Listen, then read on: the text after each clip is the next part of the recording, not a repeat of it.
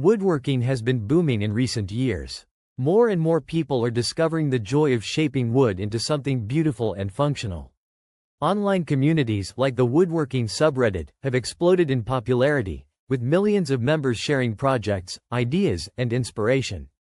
For many of these hobbyists, there comes a point where they want to take things further. And that's where the art of timber framing comes in, a craft that's been around for centuries and still amazes us today. What is timber framing? Timber framing is an old but timeless building method. Instead of nails and screws, builders use heavy wooden beams, carved joints, and wooden pegs to hold everything together. It's known for strength, beauty, and wide, open spaces inside the building.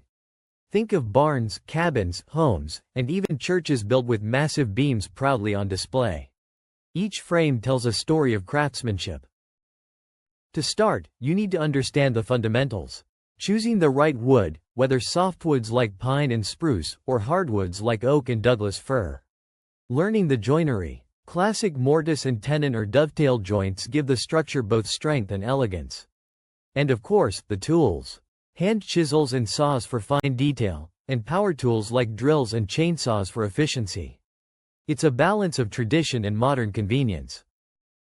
So, how does timber framing work? It follows a few key steps. First, designing the structure, balancing creativity with engineering. Next, selecting and preparing the timber, choosing the right species, inspecting the grain, and cutting beams to size. Then comes joinery, mortise and tenon joints, dovetails, or even modern metal brackets. After that, assembly, laying out, fitting, and securing every piece. And finally, raising the frame, where the structure comes to life. Designing your frame. Design is where creativity meets engineering. Every beam and joint has to carry its share of weight, whether it's the roof above, the floor loads, or even wind and seismic forces. Bigger spans need bigger beams. Careful calculations make sure everything is safe, solid, and long-lasting. Planning your joinery, whether traditional wooden connections or modern metal brackets, sets the tone for the whole structure. Preparing the timber. Now comes the real craft. Selecting quality wood, ideally from sustainable sources. Looking for straight, clean grain. Then it's measuring, marking, cutting, and shaping each piece with care.